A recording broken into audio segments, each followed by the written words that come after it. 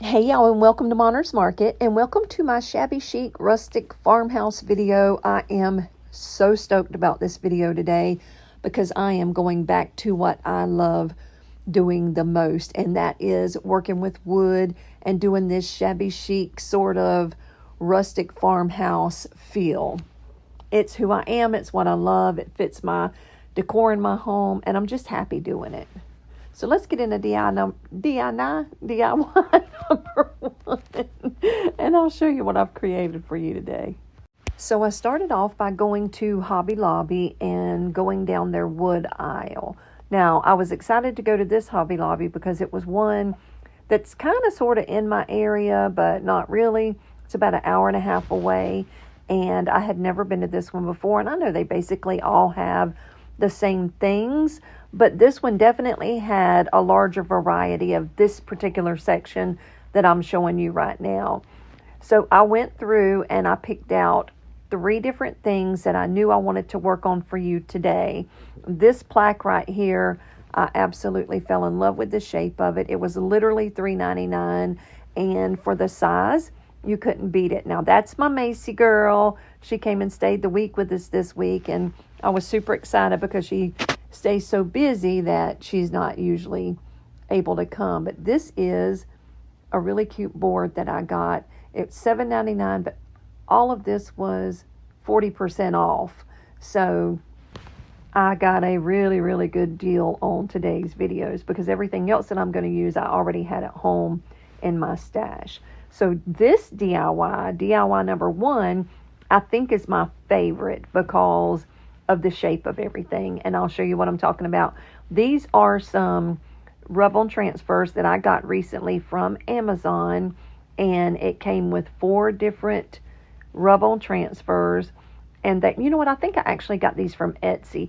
Either way, wherever I got them from, I will give you the link down in my description box in case you happen to like them. They're very, very farmhouse, very, very rustic, and I just love them, and they are huge.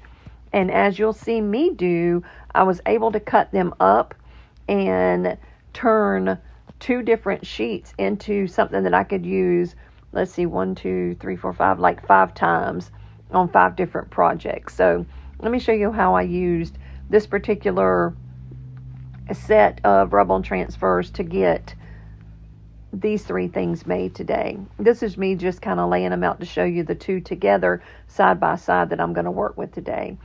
So I'm going to take this piece right here, and I am going to sand down the edges that are a little rough. Again, I'm showing you all of those beautiful knots in that wood. $3.99 is the regular cost, and I just removed the little tag right there and sanded down those rough edges and went to painting in the antique wax paint. Now I'm going to use the antique wax on both the top base and the little legs, but you will see me go over a certain part of both pieces with a different color paint, and I'll explain all of that to you as I do it. But for now, I'm just taking the antique wax and I'm going all over this really pretty piece of wood. Look at the shape of it. I think the shape is so pretty. It's called a plaque, obviously.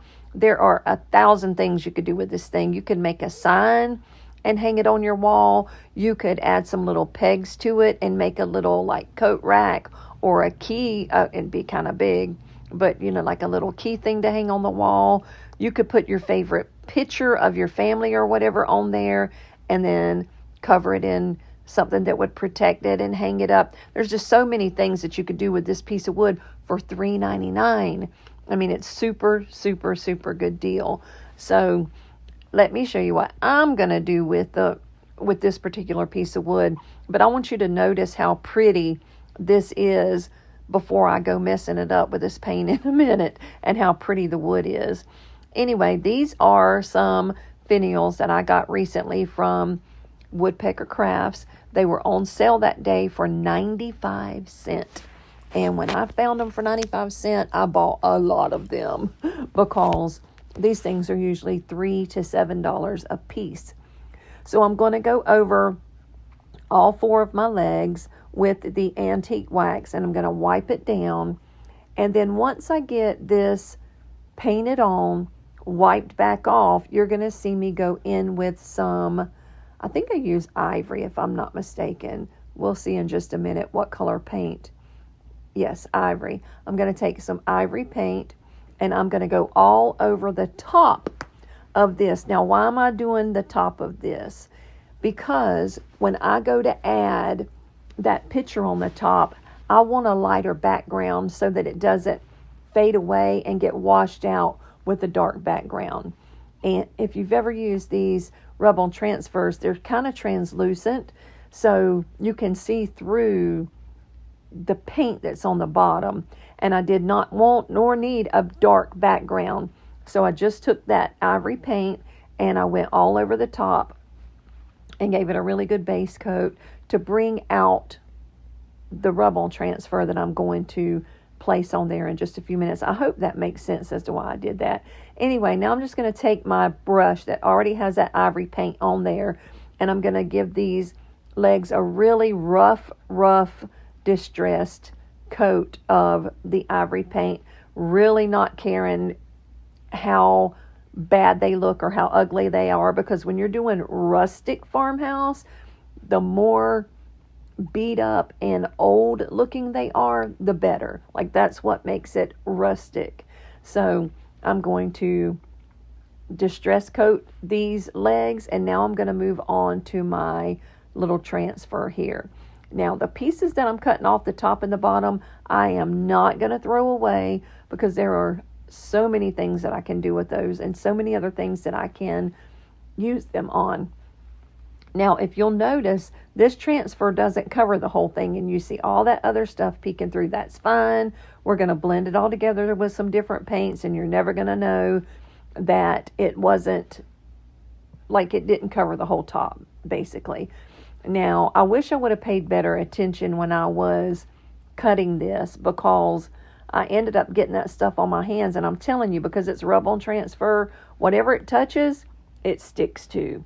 So I had to end up going and washing my hands and getting all of it off of my hands, but it stuck really well. And as you see, it went on so smooth and so doggone easy that it wasn't, like, it was so effortless. Now, this is a color Sandstone by Waverly, and it was about as close as I could get to the base of this picture, but it was still a little too light. So what I ended up doing is taking some of that Sandstone and mixing it with some of the antique wax and some of the Ivory, until I just kept blending and blending and blending and blending until it just was pleasing to the eye, and I thought it looked like it all come together, and it sort of masked and hid the spots that didn't get any coverage from the actual rub-on transfer. And I would love to hear what you think down in the comment section below about how well or how not so well I covered those edges whenever you get to see it when it's finished. But I thought it turned out pretty cute.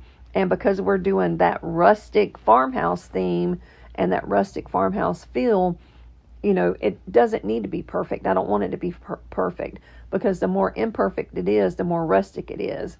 So anyway, now I'm just going to glue with some wood hot glue sticks, glue my legs down, because if you use that wood glue, I'm telling you, you will get such a better hold, and it will last a long time. Now, once I put the wood glue on there, I do press it down for a few seconds really hard, and then I'm done with this, and I want you to, oh no, you know what? Let me go back. I'm about to miss a step. I'm going to go over it with a matte Mod Podge with a really thick, heavy coat of that Mod Podge to seal that rub-on transfer in, and give it just a really nice matte finish. Now look at how beautiful this thing turned out, y'all. I love the way this looks. It's so rustic, so farmhouse, and the way I did the legs, in my opinion, makes it so super shabby chic, and it's just me. I just love it. Let me know in the comments how you think I did on the blending. Now, honestly, be honest, because you're not going to hurt my feelings. Now let me welcome you to HTVront's 3rd annual Fans Carnival. We will be doing several videos with different people throughout April and introducing you to some of their machines. The one I'm going to introduce you today is their heat press. And I was extremely impressed with this heat press. I own another name brand heat press, and I honestly was not that thrilled with it. So I used it one time, put it away, never used it again. It cost me $300. I got it when it very first came out. Now you can get them for like maybe $150. But anyway, this one, there will be a code, MONER20, and that will get you 20% off. And there's also HTVront US 20 will get you 20% off all of their vinyl. So if you're buying vinyl from them, make sure you put HTVront US 20. If you're buying anything else, including this amazing heat press, it's MONER20. So they were kind enough to send me this so that I can introduce it to you. And again, I was very impressed with it. It was so easy to use. You turn the button on, and on the left-hand side, there's a little temperature button. You hit that button, and you on the right-hand side, you hit the up or down button to set your time. Then under it on the left-hand side is a little heat button. A timer button, like a little clock. Push that button on the left, and then go over to the right and push the up and down button and set how many seconds you want to press whatever it is you're pressing.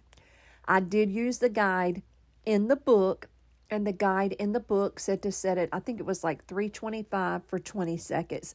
And I was thinking, 20 seconds, man, that's not long enough to do anything. It worked. It not only worked, but it worked perfectly. And I'm going to show you right now. So you push the button on the top left, set your time, push the bottom left button, set your time, and that is all you do. You wait for it to heat up. Once it is once it is hot, where you set it, it's going to beep and let you know it's ready. Also, when you are holding pressure down and ironing on whatever you're doing, it's also going to beep and let you know when the time is up. So that I like, because I'm squirrel and I'm getting distracted and I'll forget to watch a timer or whatever. You don't have to do that. They took all of that out of this. There's no guessing to it. There's a beep when it's ready, and there's a beep when it's time to quit pressing. Now I'm just going to take Lila's name. I just did this little quick name just to show you how this works. And I done it in the glitter, the smart glitter. And there it is, set for 325 for 20 seconds. And it said to hold pressure on it between 40 and 60. And you can see I'm steady at about 52. Lift it up. It was a little bit warm, so I tried to fan it and cool it off. And then it peeled right off.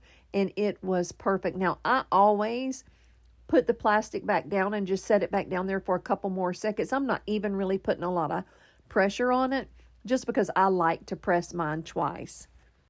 So Lila is going to model it for you and show you how well it turned out. It really was very easy, and it worked very well. There's my little Miss Lila. She's my... Hello. She is my little, what do you call it? Angel. Model for today. Yeah, you are an angel. Okay, show them how that's all glittery.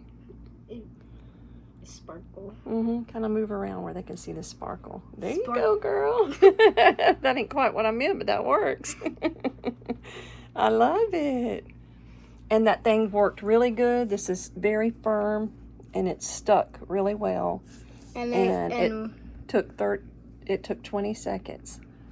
And what would you like to say? And it felt really warm. Yeah, it was really warm when we put it on, huh? She just got her hair today. You can't really see, but she's got pink and purple in her hair. And it's so cute. I got highlights, too. Yes, and highlights. Turn around. Let's see. Look how pretty her hair is. She has the most beautiful hair. All right, Lila, thank you for being my model today. Yeah. Tell everybody bye. Bye. Now let's get into DIY number 2. I am as equally in love with this one as I am with the first one. Actually, all 3 of these I'm obsessed with. They turned out so good. Now this one was regular $7.99. It was 40% off.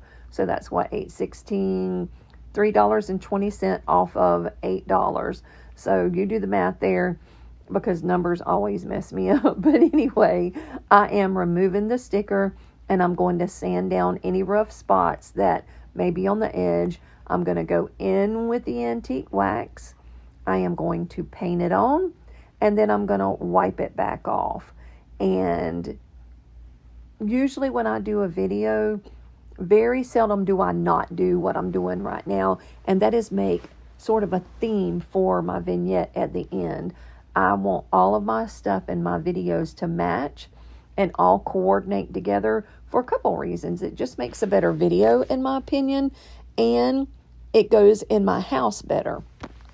So, I mean, why would I go using some funky colors that aren't in my house? Sometimes I will do that. Sometimes I'll go outside my comfort zone and use some far out something, and then I'll end up giving it away. But for now, today, these things are staying in my house, and I am so in love with them. Now, again, I'm going to use the sandstone. I'm going to mix it with some antique wax and some ivory. Pardon my hair. I tried my best not to get my big old fat head in there, but I saw a couple of times where it did get in the way. Now, this time I made it a little darker than I did the first time, so hopefully I didn't have as much blending to do whenever it come time to put that rub-on transfer down. But so I thought. So anyway, you'll see me go in, put the rub-on transfer down, and then still just keep like playing with it until I liked what I saw. But this time I got a little too dark. But that's the thing. Don't give up. Don't be frustrated if your paint job isn't good. You can always sand it off and start over, or you can simply give it another coat of paint and cover up what you feel you messed up.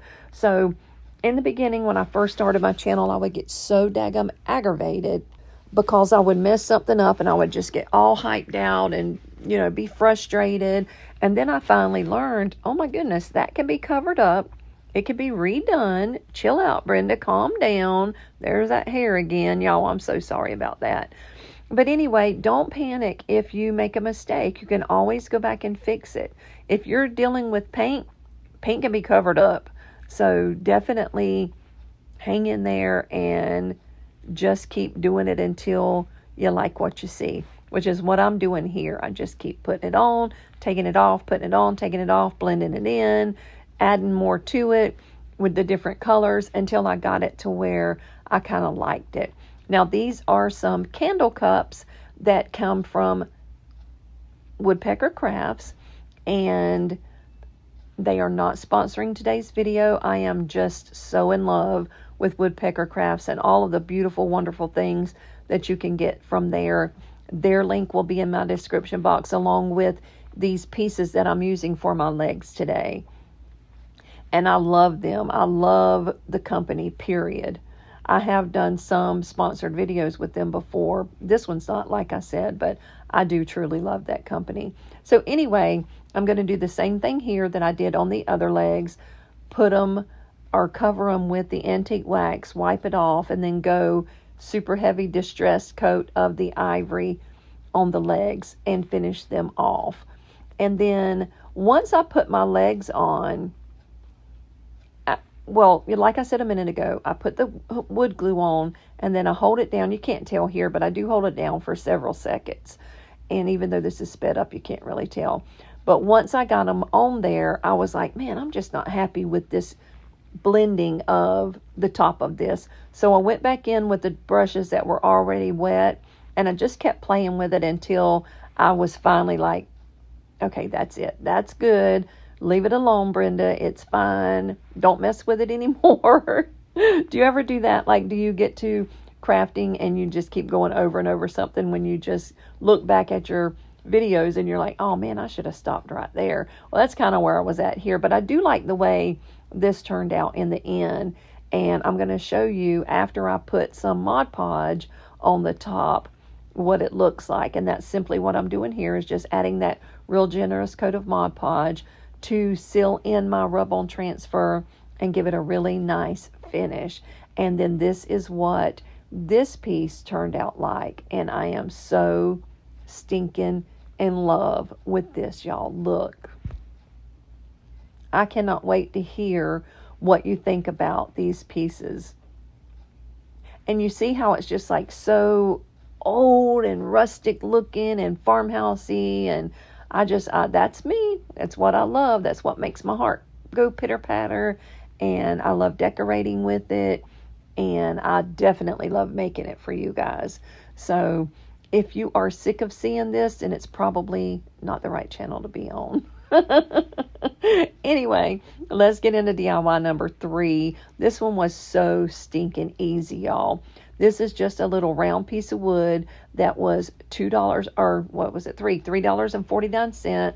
And as I said earlier, all of this stuff was 40%. Actually, I don't think all of it was. I think it had to be over $4 to be 40% off, but still, you can't beat $3.49 or $2.99.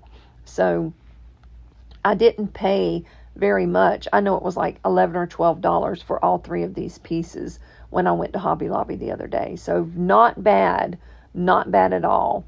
And covered this with the antique wax. Now this one I did not give a coat, or did I? Let's see if I did.